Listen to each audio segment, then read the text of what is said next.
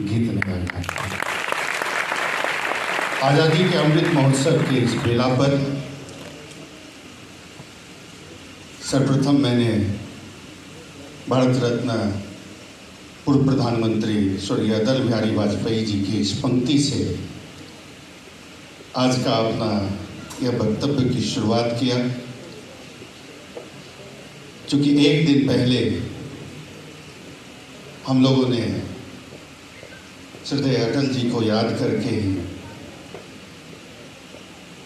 भारत के इस अमृत महोत्सव के मौके पे देश के प्रधानमंत्री ने भी इसकी शुरुआत किया।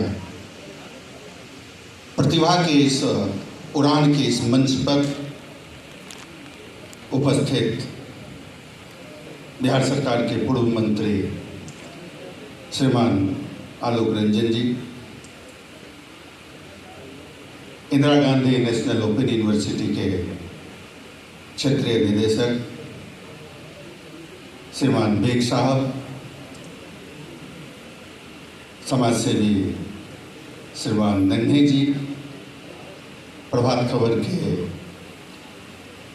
मुख्य संपादक श्रीमान जीवेश रंजन जी और इस सभागार में उपस्थित और मंच पे सभी मंचस्थ अतिथि और इस सभागार में उपस्थित शहर के सभी शिक्षा प्रेमी छात्र एवं छात्राएं, बहुत अच्छा संयोग है कि मेरा भी नाम रजनीश रंजन है।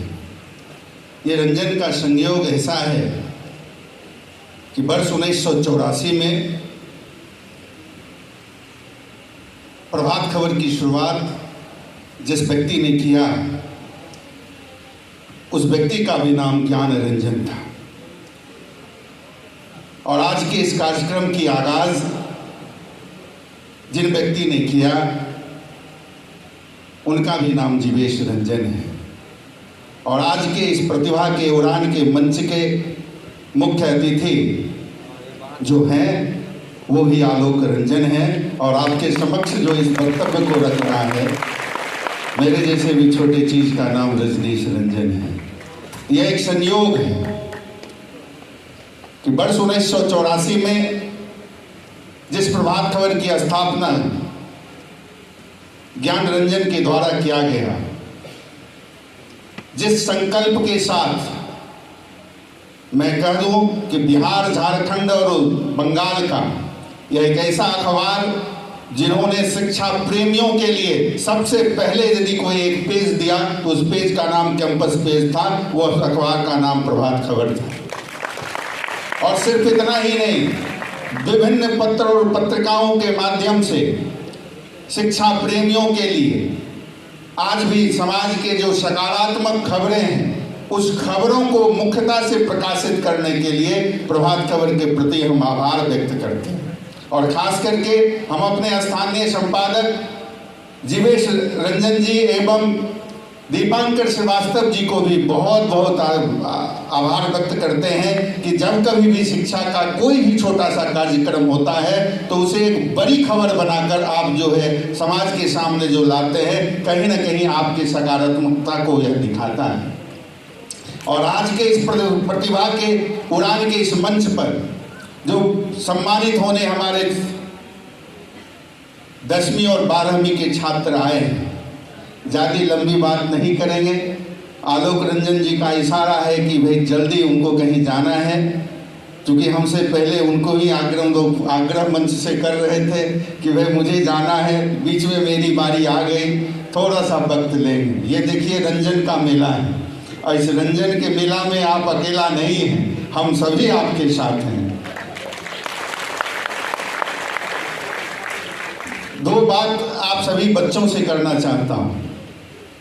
मैं शुरू से कहता हूं कि इस हिंदुस्तान का तकदीर यदि कहीं बसता है तो उस तकदीर पर रखने वाले जगह जहां पर वह तकदीर जन्म लेता है उस जगह का नाम है सरकारी स्कूल।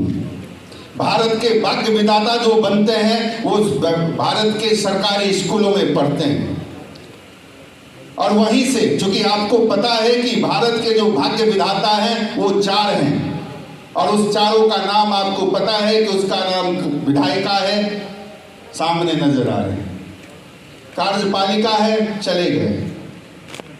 पत्रकारिता है, आपके सामने सम्मुख बैठे हैं, और न्यायपालिका है।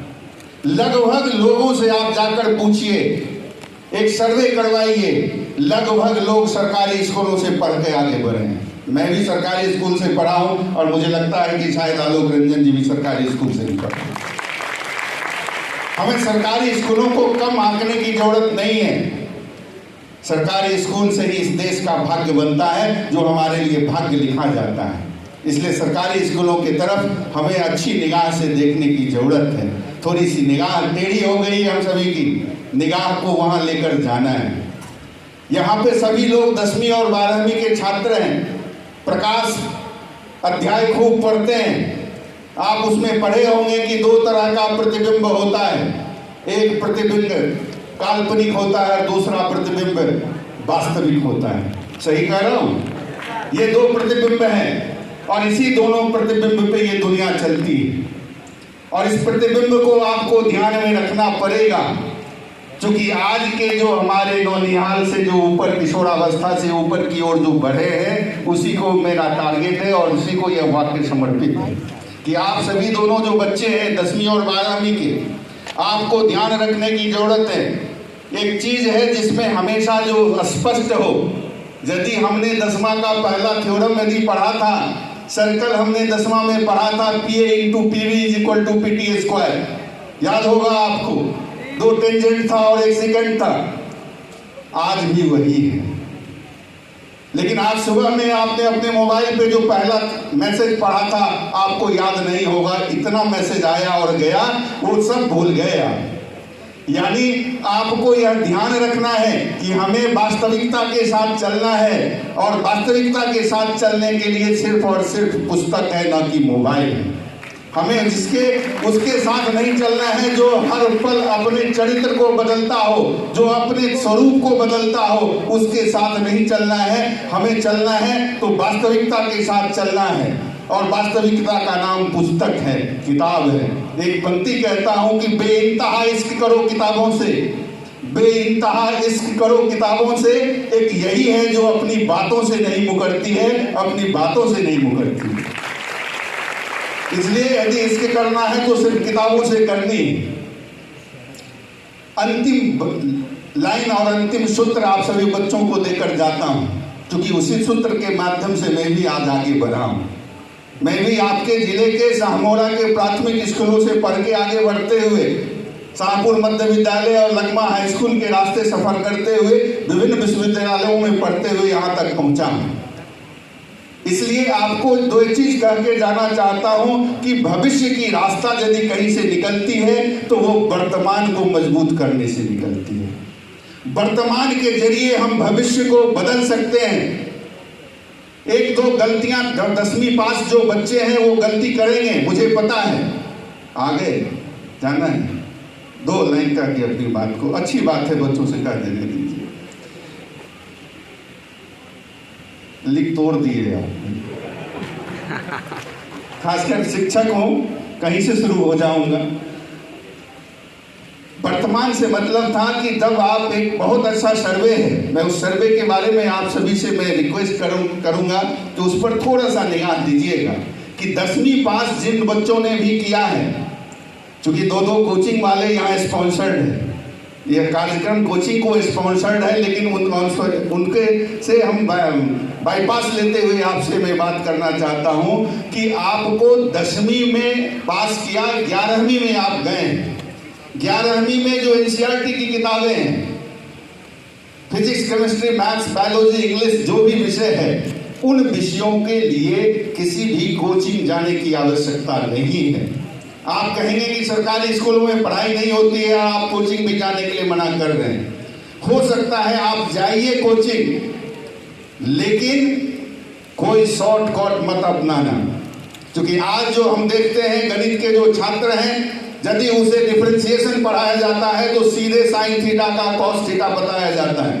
उसे फर्स्ट प्रिंसिपल नहीं पढ़ाया जाता है। आज के जो शॉर्टकट का जो नियम है, वो पहले +2 की तैयारी नहीं करा के सीधे IIT की तैयारी कराते हैं, सीधे उसे मेडिकल की तैयारी कराते हैं। और आपको पता है, हमने कहा कि यदि भविष्य को जीतना है तो वर्तमान को जीतो, और आप सीधे भविष्य के पीछे भागते हैं। आप सभी अभिभावक भी कोटा भेजते हैं अपने बच्चों को। इसलिए वहां पे थोड़ा सा आपको ख्याल रखना होगा और सचेत रहना होगा।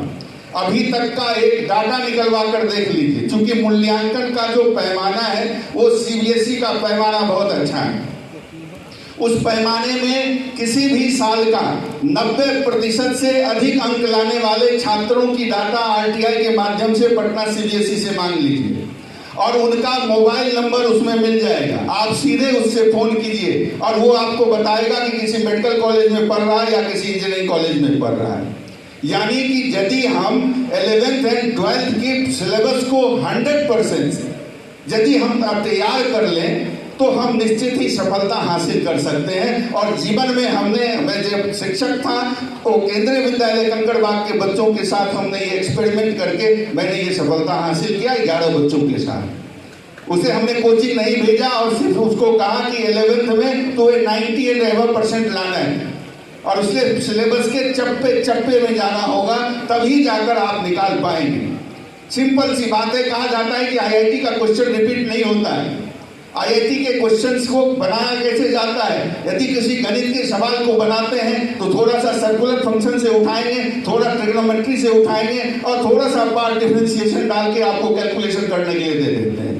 और ये बनाने वाले क्वेश्चन मेकर्स बैठे रहते हैं कि डिफरेंट अप्रोच से, यदि किसी का कैलकुलस बहुत बढ़िया है और ट्रिग्नोमेट्री खराब है तो IIT का रिजल्ट नहीं दे सकता है।